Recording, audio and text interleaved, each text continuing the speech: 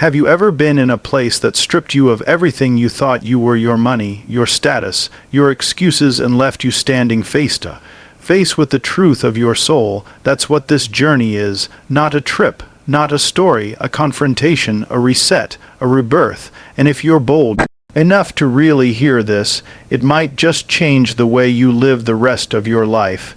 Have you ever stood in a place so heavy with meaning that the air itself felt alive, like it wasn't just oxygen, but truth itself wrapping around your lungs? Have you ever walked somewhere that stripped you bare, took away your titles, your excuses, your distractions, your pride, and left you staring at yourself, the raw version, the one that can't hide behind status or money or followers, or whatever mask you wear every day? That's what happens on the journey to Mecca and Medina. It's not just a trip, it's not a vacation, it's not some checklist of holy sites you visit and snap pictures of. No, it's a confrontation, it's a mirror. It's a battlefield, and the battle isn't with anyone else out there, it's with the person staring back at you in the silence of your own chest. See, people don't get it until they're there. They think it's about rituals, the walking, the circling, the praying at certain times. And yeah, those things matter, they're anchors, but the real weight, the real transformation is invisible. It's when you realize that every single step you take toward that sacred land is actually a step away from everything fake you've been clinging to your whole life. All that noise in your head about who you are, what people think of you, what you've achieved, what you've failed at, it melts, it gets stripped. Because in Mecca, in Medina, you're just you, nothing more. Nothing less. Imagine being in a sea of people, millions, all wearing the same white cloth, no brands, no fashion, no status symbols. The billionaire and the beggar standing shoulder to shoulder, indistinguishable. Can you even process what that does to your ego? We spend our lives building these identities, polishing our image, controlling the narrative of how others see us. But over there, none of it matters. Nobody cares about your car, your job, your degree. Nobody cares about your Instagram. You can't hide behind your house, your watch, your body, or your words. You are stripped down to your essence. Just another soul, just another seeker, standing in front of something infinitely bigger than yourself. And that's terrifying for some people, because the truth is, most of us are scared of ourselves. Scared of being alone with our thoughts, scared of silence, scared of the truth that deep down we've been running from accountability, running from discipline, running from facing the fact that we've wasted time, we've betrayed our own potential, we've been slaves to distraction. So when you step foot in a place where the excuses don't work anymore, it's heavy. It's like the walls of your soul start closing in and saying, "All right, enough games. Who are you really? Let me tell you something." That journey, it's not just a travel story. It's a test. It's discomfort. It's exhaustion. You're tired, you're sweating, you're hungry, you're surrounded by chaos and beauty at the same time, and that's the point. Because life itself is chaos and beauty, life itself is exhaustion and reward, life itself is uncomfortable growth, and walking those steps in Mecca and Medina forces you to face that reality without escape routes. And you know what breaks me every time I think about it? How fragile we are.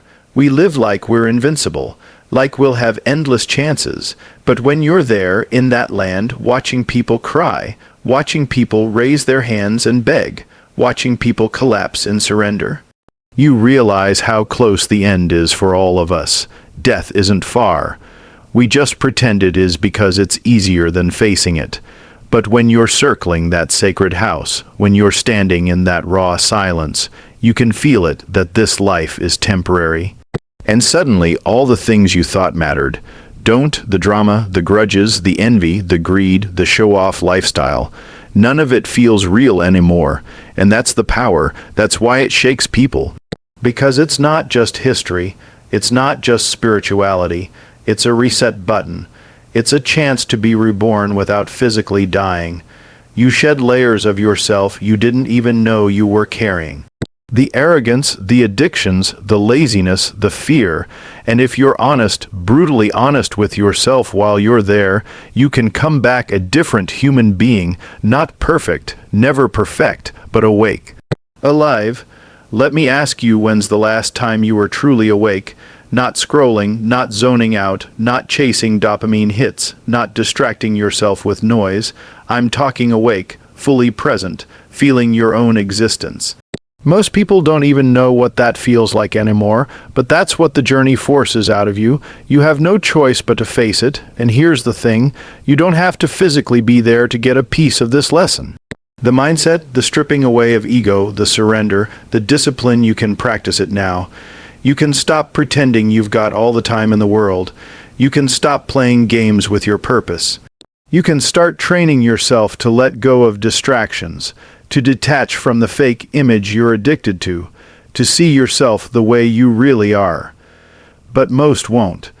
Most people hear something like this and think, that's beautiful, that's inspiring. And then they go right back to scrolling, right back to chasing things that don't matter, and that's the tragedy, because the truth isn't comfortable, the truth demands change, and change is painful. You ever wonder why discipline feels like suffering? Because it kills the weaker version of yourself. Every time you wake up early, every time you resist temptation, every time you choose focus over distraction, you're killing the lazy, weak, soft part of yourself. And death always feels painful, even if it's the death of your worst habits. That's why people avoid it. But you know what else? That pain is freedom. That pain is rebirth. That pain is the price of peace. Think about it. In Mecca, when people walk for hours in the heat, when they push their bodies through exhaustion, when they stand shoulder to shoulder in prayer, they're not just ticking boxes. They're training their souls. They're proving to themselves that comfort isn't the goal, submission is, growth is, truth is, and that applies to everything, to your work, your family, your health, your purpose. If you're chasing comfort, you're losing. If you're chasing truth, you're winning even when it hurts. You know what scares me? The idea of reaching the end of my life and realizing I never actually lived, that I just drifted, that I just consumed. That I just played it safe, and that's what so many people are doing. Just floating through days, never breaking through the surface, never asking why, never going deeper, never confronting themselves. And then one day gone, just gone, no more time. But imagine if you lived every day like you were already on that journey, stripped of ego, stripped of status, focused only on what's real, focused only on what lasts. Do you know how unstoppable you'd be? Do you know how free you'd feel? This isn't about being perfect. It's about being real. It's about discipline. It's about owning your weaknesses instead of hiding them. It's about seeking truth instead of comfort, and that's what that land teaches. That's what Mecca and Medina whisper into your soul if you're willing to listen. So here's my challenge. Don't wait until it's too late. Don't wait until you're forced by circumstance, by sickness, by regret, to strip yourself down. Do it now.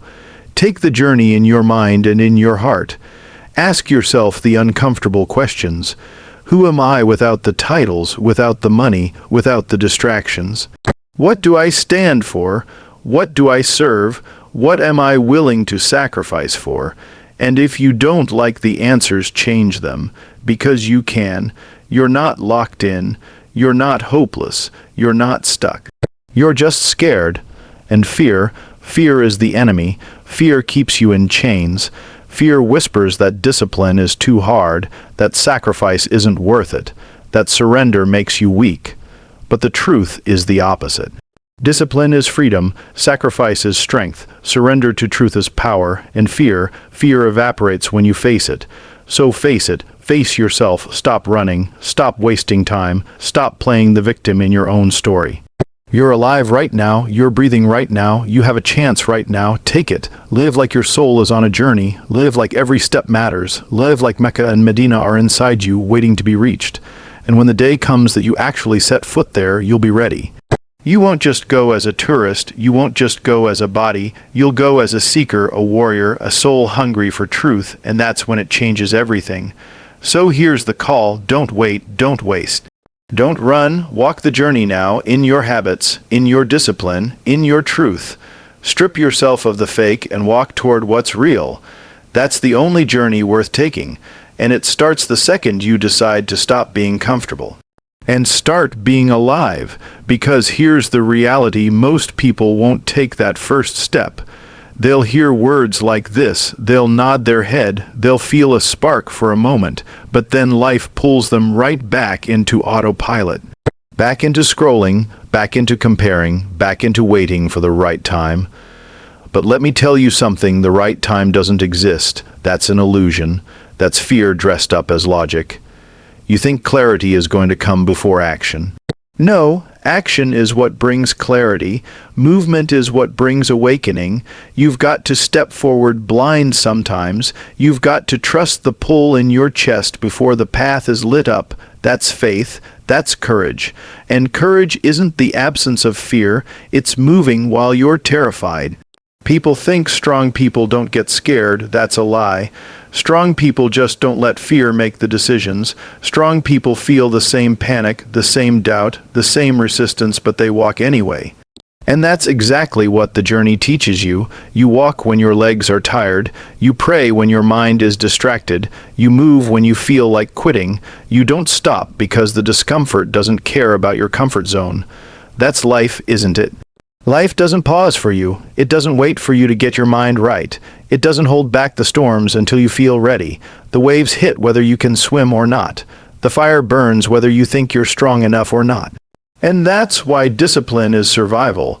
Because if you don't train yourself to keep walking, to keep pushing, to keep surrendering, you'll break the second life tests you, and life will test you over and over. Think about your daily life right now. How much of it is autopilot? Wake up, same routine, same scrolling, same conversations, same excuses, same cycle. And you think you're alive? No, you're existing. You're running out the clock. But that's not what you were built for. You were built for struggle, for growth, for purpose. That's why nothing fake satisfies you. That's why even when you get the money, the followers, the praise, it fades quick. You still feel empty because deep down your soul is starving. And it will stay hungry until you give it truth. And truth isn't complicated. Truth is simple, but it's hard because it demands stripping away every lie you've told yourself. It demands facing your laziness, your envy, your arrogance, your weakness. It demands admitting that you've wasted time, that you've settled, that you've been playing small because it was easier, and that kind of honesty, most people can't handle it. They'd rather live in the illusion. They'd rather keep numbing themselves with distractions because distraction is anesthesia. It numbs the pain of wasted potential. But you're not here to stay numb, you're not here to coast, you're here to wake up.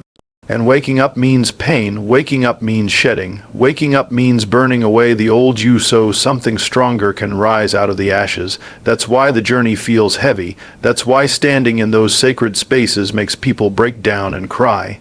It's not just emotion, it's their soul waking up, it's the pain of rebirth. And man, if you could carry that fire back with you into every single day, imagine what would change. Imagine waking up every morning and living like it's your last. Imagine treating your time like oxygen, scarce, precious, priceless. Imagine cutting off excuses and owning every decision, every mistake, every victory. Do you know how different your life would look in just 6 months? In a year, you'd be unrecognizable, and that's not a dream, that's reality, but only if you stop running, only if you stop lying to yourself. So let me ask you right now, what are you clinging to that you know deep down is holding you back? Is it comfort? Is it a toxic relationship? Is it pride? Is it laziness? Is it fear of what people will think if you actually changed? What is it? Be real with yourself, name it, face it, and then rip it out of your life like poison. Because that's what it is, poison. You keep sipping it every day and wondering why your soul feels sick, wondering why nothing fulfills you. It's because you're feeding yourself lies. Rip it out, replace it with discipline. Replace it with prayer, replace it with surrender, replace it with truth, and don't wait. Don't wait for the perfect moment. Don't wait until you're older, until you're richer, until you're ready. You'll never feel ready.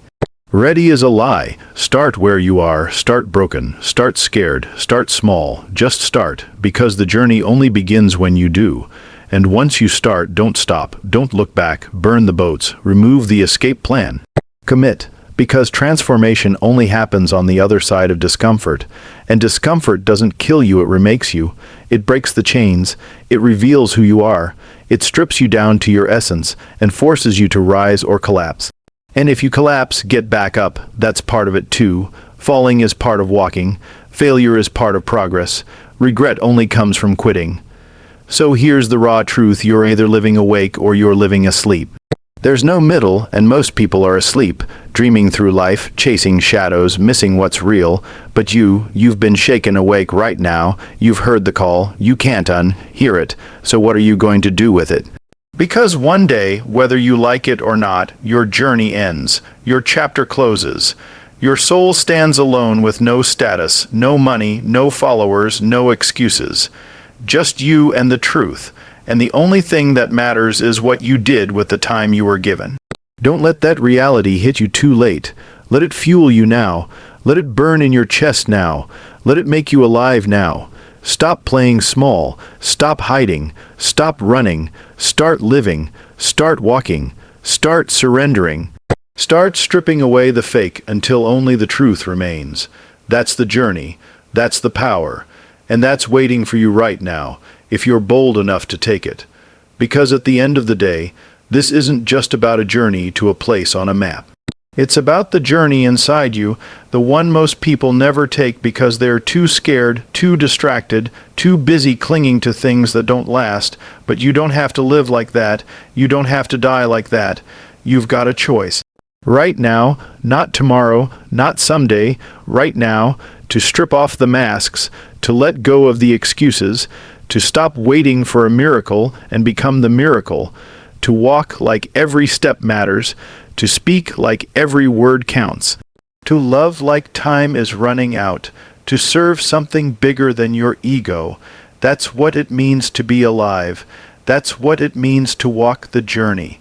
So hear me, stop drifting. Stop numbing yourself. Stop pretending you've got all the time in the world. You don't. None of us do. That clock is ticking, and every second you waste is a piece of your soul you're never getting back. But if you choose right now to live awake, to live with discipline, with courage, with surrender to the truth, then every step becomes sacred. Every day becomes a journey, and when your final day comes, you'll meet it with no fear, no regret, no shame. Only peace. That's the call. That's the challenge. That's the journey. Start walking. Start stripping away the lies. Start living like your soul is already on its way to Mecca, to Medina, to truth, to eternity. And don't wait another second, because the journey starts now.